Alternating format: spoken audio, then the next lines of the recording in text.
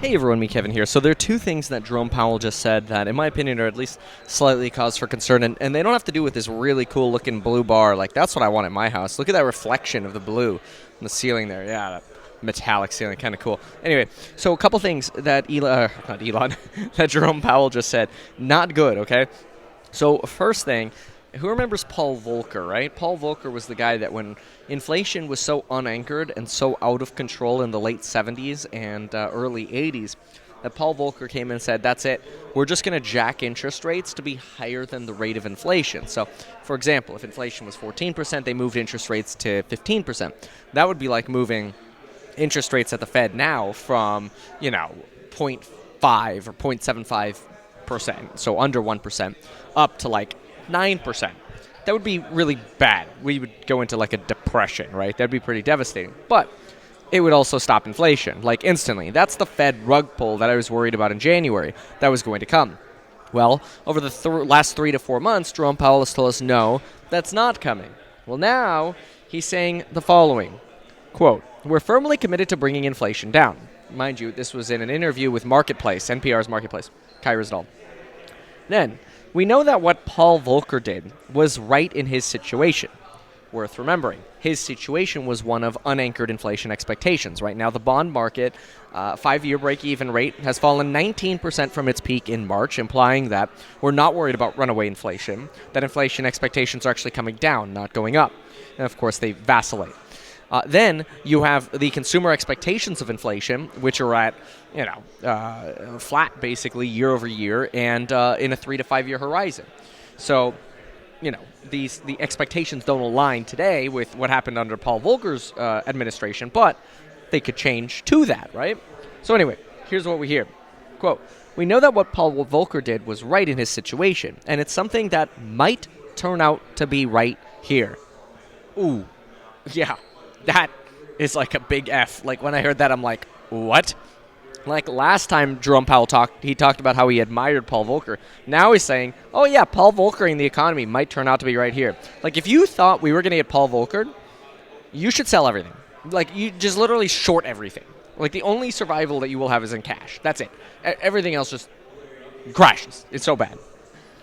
And then he goes on to say, but I don't think we know that. I think we have a lot to learn about what the path looks like ahead. All right, so that's just exactly what markets hate, right? More uncertainty. But listen to this one, okay? This was the second piece that was like, damn it, Powell, you're ruining us.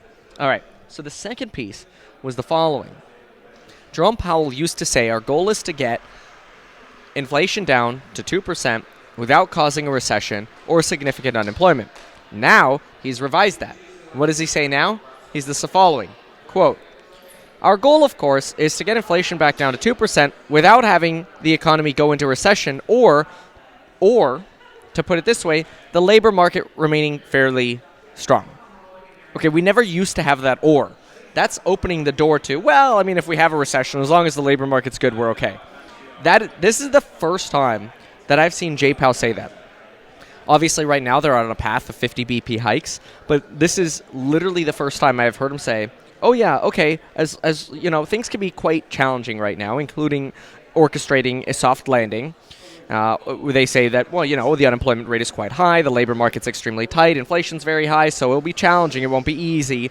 No one here thinks that it'll be easy. Nevertheless, there are pathways, but as long as we can do it without ruining the unemployment rate, worst case, if we cause a recession, oh well, right? Like, I'm imputing, obviously, this last couple sentences here. But when you used to say, without causing a recession or high employment, or that is, and high employment, right? And now we're going to, or, that is, let's not cause either, you start getting a little bit concerned that, wait a minute, Jerome Powell is now starting to talk about his admiration for Paul Volcker and saying Paul Volcker in the economy might be what we have to do here. And now he's clearly, or more clearly, I should say, distinguishing that. Well, I mean, basically, if we end up having a recession, then as long as we don't, create 10% unemployment and we get inflation down, then maybe so be it. Which, I mean, honestly makes sense, right? This is why I think we're in a recession right now, which I've been saying for many months now. It's that it doesn't take much to slow the economy down to the point where we spend just a little bit less than we did last year.